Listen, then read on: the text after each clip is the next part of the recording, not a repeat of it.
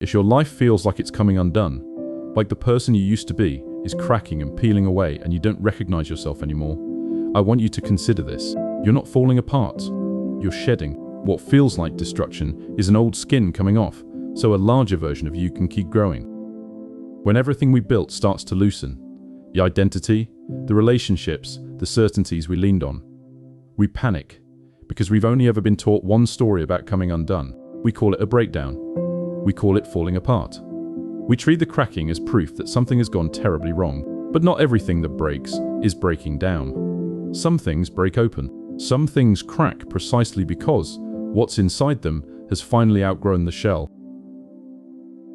Let me give you a picture for it. Think of a snake.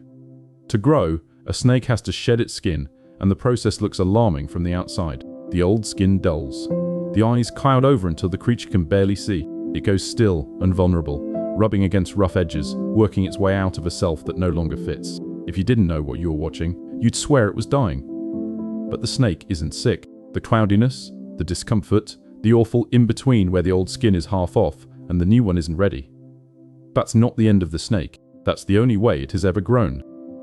So when your old self starts to peel, the job that used to define you, the beliefs you used to be sure of, the person you used to be, you're not watching yourself die. You're watching a skin come off. The clouded vision, the not knowing who you are, the rawness of it all isn't a sign the process is failing. It's a sign the process is working. You can't grow into the next version of yourself while still wearing the last one. Let me tell you about someone.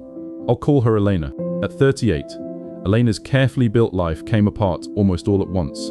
A marriage ended, a career she poured 15 years into collapsed, and the certainty she'd organized her whole identity around simply stopped being true. She woke up most mornings, not knowing who she was without the roles that had defined her. She was convinced she was falling apart, that she'd somehow failed at the basic task of holding a life together. The shame of it was almost worse than the loss. What finally changed for Elena wasn't that she rebuilt the old life.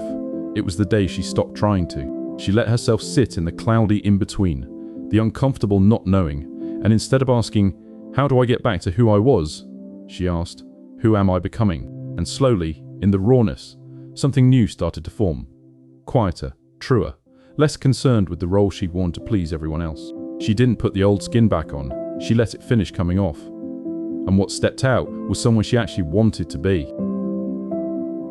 There's real psychology under this. Researchers Richard Tedeschi and Lawrence Calhoun coined the term post-traumatic growth to describe the finding that surprised a lot of people. They discovered that many who go through profound upheaval don't just recover, they grow, often into something stronger and more whole than before. New strength, deeper relationships, a richer sense of meaning, a clearer life. The very experience of having one's assumptions shattered is, for many, the thing that allows a larger self to emerge. The breaking, it turns out, is often part of the making.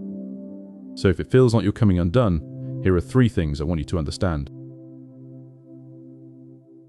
First, the discomfort is the growth, not a sign it's failing. The snake doesn't shed in comfort.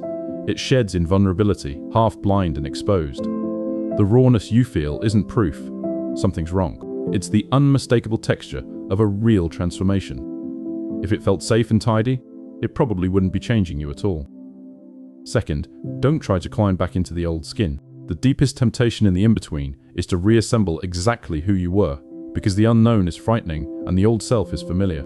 But the skin came off for a reason. It no longer fit. Forcing yourself back into a life you've outgrown isn't healing. It's just postponing the shed. Third, you don't have to know who you're becoming yet. The snake can't see while it sheds, and neither can you. The cloudiness is temporary. You're not required to have the new self figured out in the middle of losing the old one.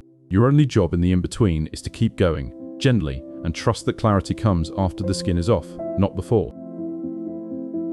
So I want you to stop interpreting every crack as catastrophe. You're not a thing that's breaking down. You're a thing that's breaking open, shedding a self that served you once and can't carry you any further. The poet Rumi once wrote, "The wound is the place where the light enters you." That's what this raw, unrecognizable season really is. Not the collapse of who you are, but the opening through which something larger arrives. You were never falling apart. You were just shedding a skin you'd finally outgrown. So let it come off, and step out into the larger life it was always making room for.